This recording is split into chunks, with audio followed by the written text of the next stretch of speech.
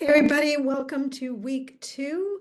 I hope you've been doing well navigating the course, getting used to the material in Blackboard, and hopefully getting to know a little bit about each other in the blog. I enjoyed reading some of your introductory posts. I think some of you are still working on them. Hopefully I'll see some from the rest of the class shortly.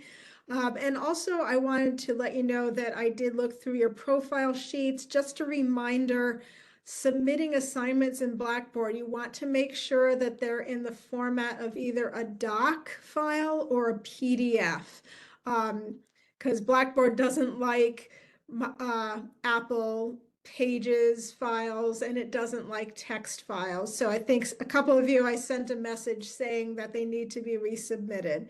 But I want to go over a little bit of a review from last week and then go over material for week 2 that you'll need to be aware of just so you can stay on track. So I'm going to start by sharing my screen and I'll go over a few of these things, maybe starting with our agenda for the week and checking in.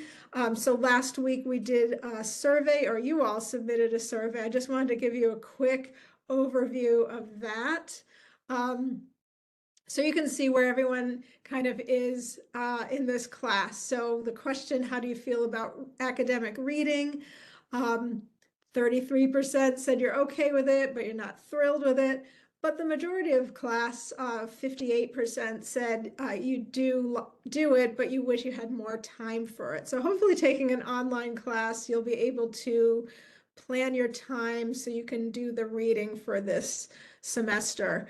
Then for academic writing, it was similarly mixed. About, well, half of you said you do it, but you wish you were better at it. And 33% said, I like it, but wish I had more time for it. So that's the majority of class. On the plus side, there were a few of you that actually said that you love writing, and if it's a topic you're interested in. So that's great to see. And hopefully the topics you'll be writing about this semester are issues that are relevant to your lives. I tried to choose topics that in the past have resonated with students, like mental health, social media, artificial intelligence, AI, climate change, things like that. So there hopefully will be topics that you'll enjoy reading about and writing.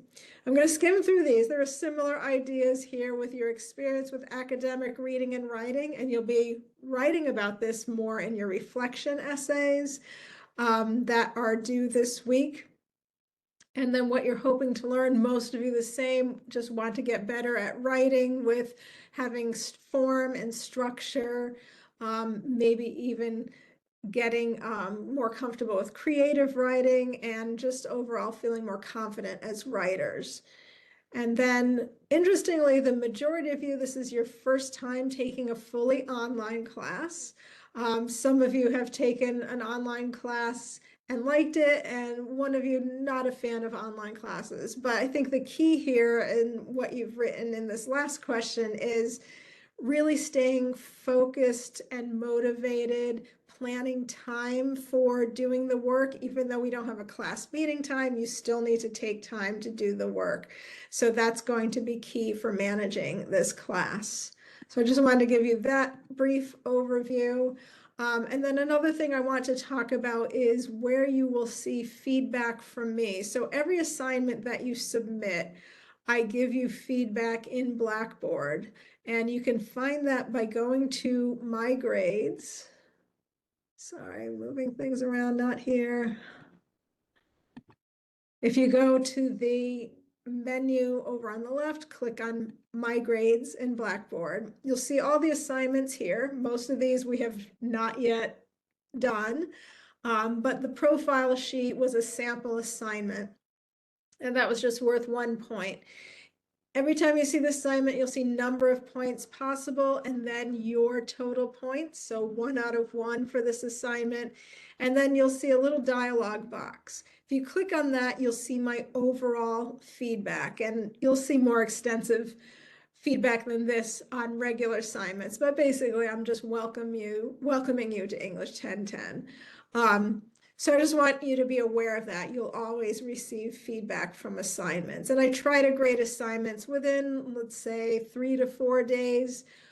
So you'll have timely feedback as well.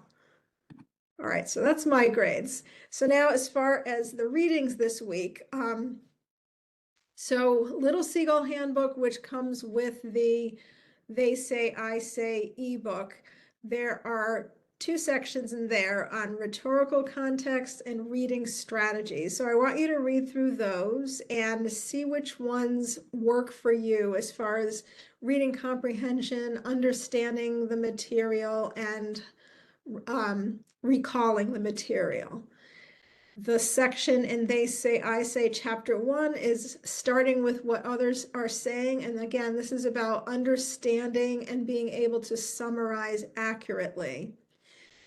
So next chapter is the art of summarizing. So you'll read through this chapter. There'll be an example from the editorial, Our Manifesto to Fix America's Gun Laws, and you'll have the opportunity to respond to that essay in this Google Doc. So you'll click on it, and that's just to get practice writing a summary and writing a response.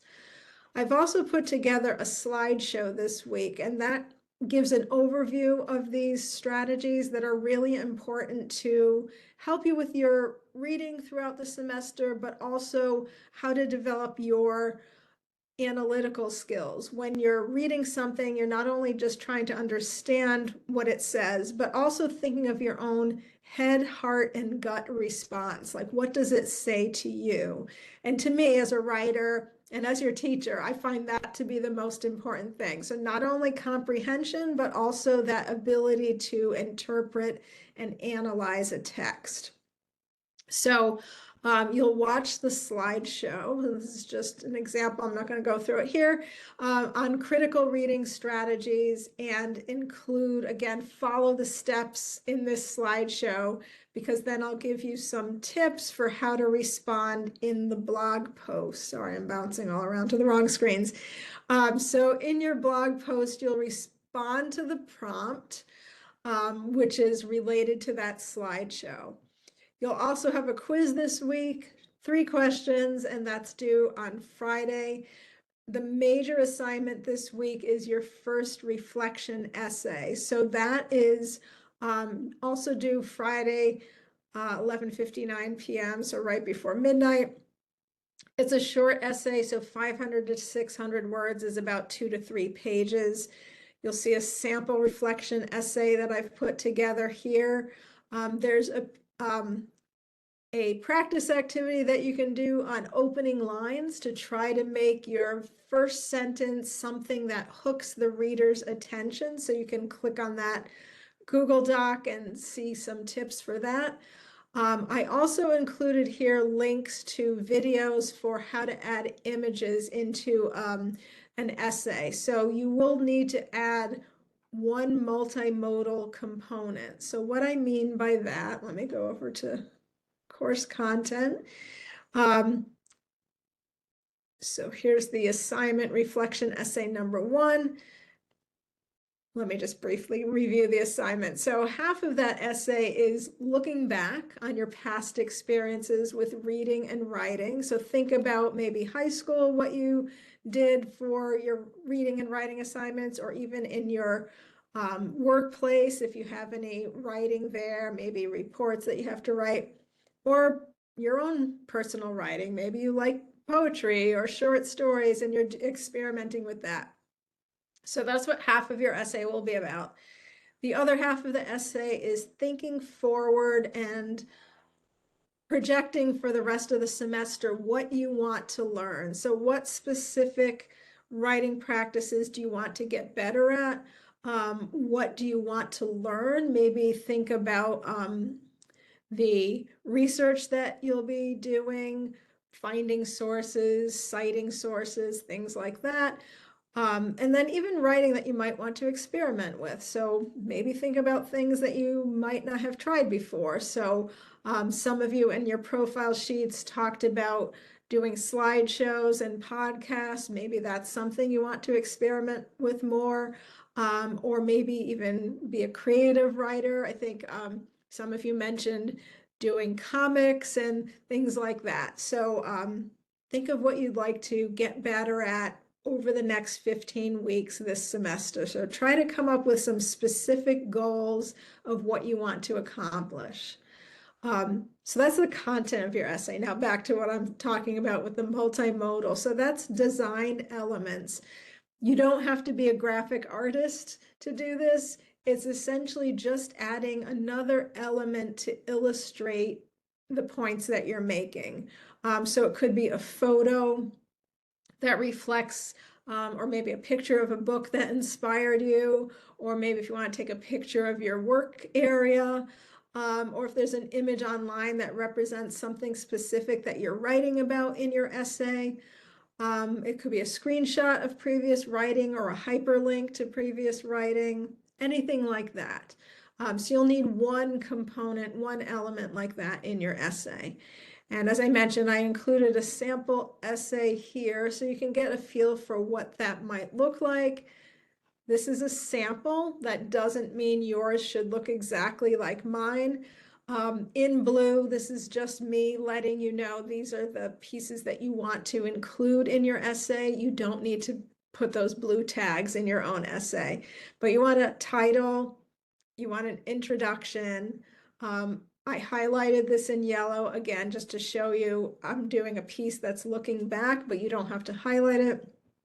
Here's my multimodal component. I included a quote from Ta-Nehisi Coates, an author who I like and who you'll be hearing from this semester. And I put an image, I put the quote on an image and made like a little picture of it because it was relevant to what I was writing about in this paragraph. But I also included a hyperlink too, so you could do that as a multimodal component. And then you want a conclusion as well. Another thing that I'm asking you to include at the end is an AI statement of whether or not you use any AI tools. So for this assignment, all of the writing should be your own. I don't want you having AI write it for you. Never want you to have AI write it for you. But an acceptable use of AI would be if you're using Grammarly to help with spelling or check your grammar. I use the Google Docs, just the regular tools, spelling and grammar. I just use that check. So that's what I wrote here for my AI statement. I also used an AI tool called Pi AI to brainstorm ideas for getting started, but I did not use it for any of my actual writing. So that might be some examples of acceptable use. So as you'll see on each assignment, I include submission requirements, the due date, how many points the assignment is worth, and I try to be as clear as possible in describing format, length, and as I mentioned, the multimodality, what that means, and AI statements. So make sure you review this before submitting your assignment in order to get full points. So that is the essay assignment that's due this week. And then you also have a quiz, as I mentioned, short 3-question quiz that is due on Friday. So that's all your homework this week. Start looking ahead once you finish that. I have the readings for next week that you'll be doing. So that's, again, if you are somebody that likes to start thinking ahead to what needs to be done. So if you have any questions, again, feel free to reach out to me. I'm here to help you in any way. I look forward to, again, reading your blog post. This time it'll be on your reading and writing strategies, kind of like a little preview of what you'll be developing into your essays. So have a great week, and I will see you in the blog. Bye for now.